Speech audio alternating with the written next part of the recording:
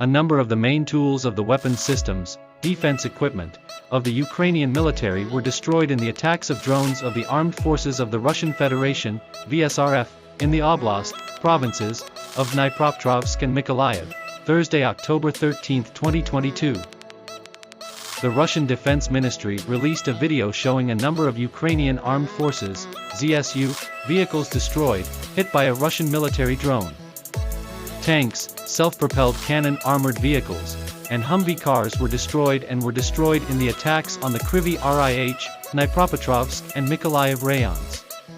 As a result of the use of UAVs, drones, several tanks, self-propelled artillery and wheeled vehicles, including those supplied by NATO countries, were destroyed, a statement by the Russian Ministry of Defense read. In addition to using suicide drones, Russian gliders also deployed surveillance drones to record attack after attack at a number of points. This action was a defensive measure that the military took, in order to secure its 4 new territories, Donetsk, Kherson, Luhansk and Zaporizhia. The suicide drone used is an upgraded version of the Zala Lancet, produced by the unmanned aircraft industry company Zala Aero Group since 2019. In addition to the Ukrainian region, this kamikaze, suicide, drone is also operated by the Russian military in Syria.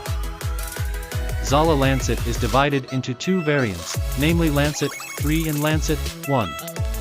This drone has a maximum speed of up to 110 km per hour and is able to reach targets as far as 40 km. In combat features, the Zala Lancet is equipped with a HE fragmentation warhead.